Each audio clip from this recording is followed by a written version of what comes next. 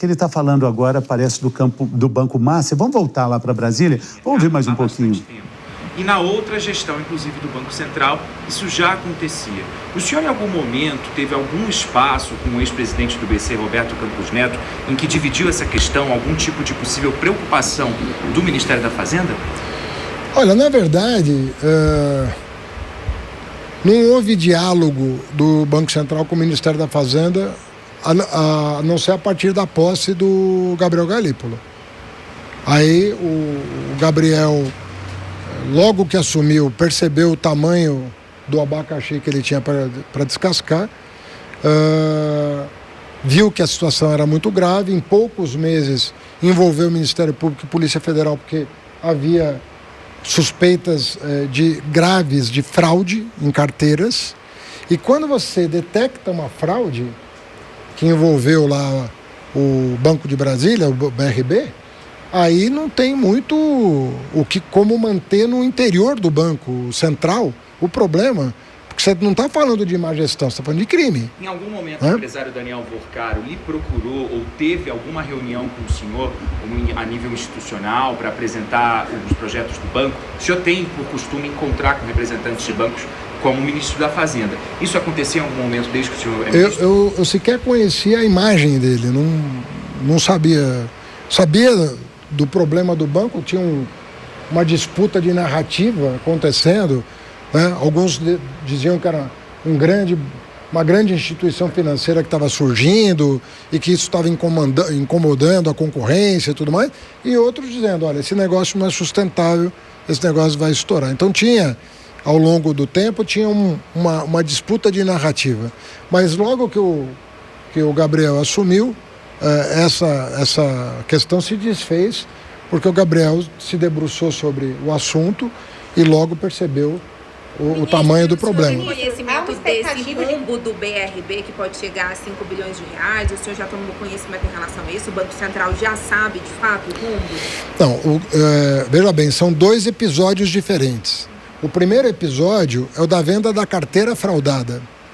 A venda da carteira fraudada, eu soube no início da gestão do Gabriel, que foi o que ensejou o envolvimento do Ministério Público e da Polícia Federal. Uma fraude.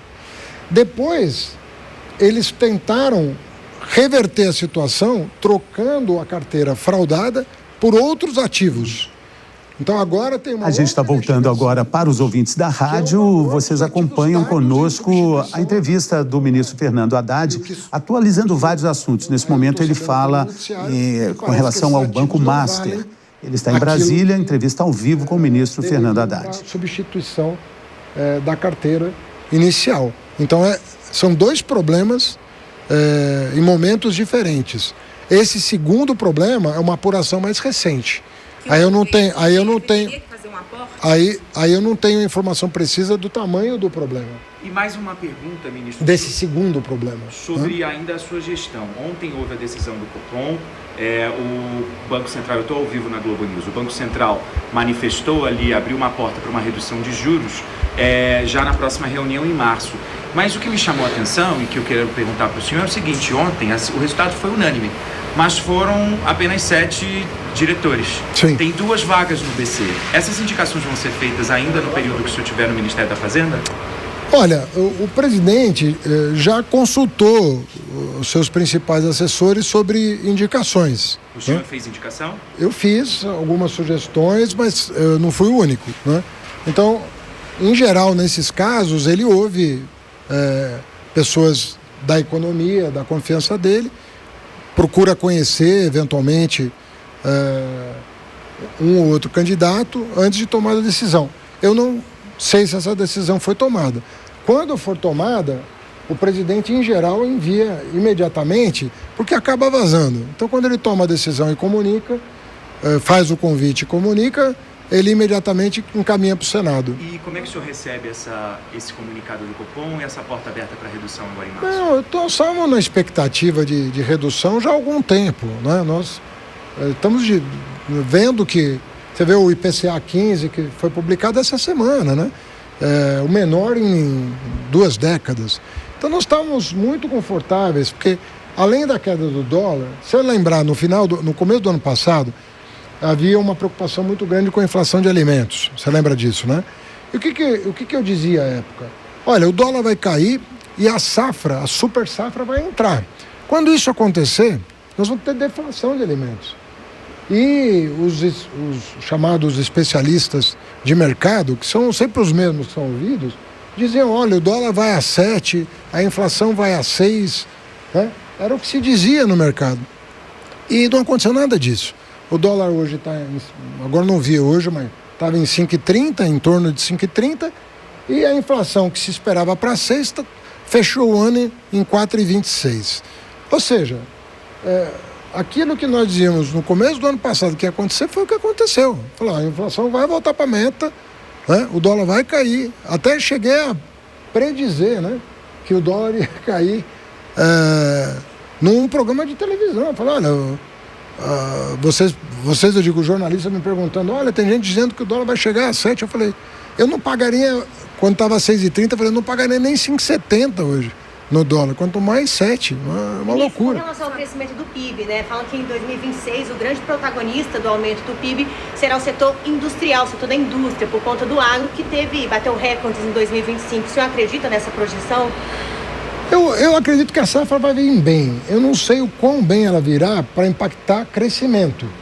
Porque às vezes você repetir um bom resultado, você não garante estatisticamente, não garante crescimento. Você tem uma boa safra, preços comportados, mas assim, o agro vai continuar colaborando, na minha opinião, para o controle de preços. Você tem uma oferta muito boa, se não tiver uma intercorrência, né, muito forte, e não está no nosso radar nesse momento, mas pode acontecer, tudo indica que a safra vai continuar ajudando a controlar preços de alimentos e a inflação, né? Isso, ontem a ministra Gleisi Hoffmann falou que os melhores quadros do PT devem disputar as eleições, devem vestir a camisa. Inclusive o senhor, ela citou o seu nome nominalmente. Eu fico feliz que a Gleisi... Mas o senhor está disposto a disputar de fato as eleições? Não, eu estou comemorando a Gleisi ter me elogiado. Bom, esse então foi o ministro da Fazenda. De novo, se esquivou ali da pergunta que a Jess já tinha chamado a atenção, né? Quando fala em candidatura, ele seria um nome para o Senado? Seria isso? Ou o governo de São Paulo? O desejo é governo de São Paulo, por parte de vários nomes do PT. Mas é interessante que a Rani, nossa maravilhosa, fez a pergunta. A última pergunta assim, foi dela, né? E seguiu, né? Ela fez antes, agora fez novamente. E é engraçada a resposta do ministro Haddad, porque no começo desse governo, várias das medidas dele eram extremamente criticadas pela então presidente do PT, Gleisi Hoffmann. Então, teve um tom de piadinha ali. Fico feliz que a Gleisi está me elogiando. Mas ele, se for concorrer, vai acabar sendo Senado, mas o desejo é governo por parte da cúpula do Partido dos Trabalhadores, mas não parece que ele vai buscar mais essa derrota. Fernando, de uma forma curta aqui, só queria ressaltar um momento que ele diz, e talvez até em outro momento a gente fazer uma linha do tempo, quando ele fala, assim que o Galípolo entrou, a gente já sabia, né, que existiam várias suspeitas de fraude e que aquilo ali tinha um problema muito grande. Veja só, o Galípolo entrou, nós não estamos falando que ele entrou semana passada, já tem um bom tempo. E desde a entrada do Galípolo, vários fatos relevantes envolvendo o grupo do Banco Master, que não é só o Banco Master, tinha o Will Bank, outras empresas, essa farmacêutica que foi citada, os fatos aconteceram com a participação de personagens muito relevantes da política, do judiciário. Então, eu queria depois que a gente pegasse uma linha do tempo, ou quem está nos ouvindo, que faça aí a sua linha do tempo e recorde. Se desde que o Galípolo entrou já existia, né, esse grande sinal de alerta, por que um presidente da República vai na inauguração de uma farmacêutica de alguém que já está sendo investigado e com fortes suspeitas de fraude?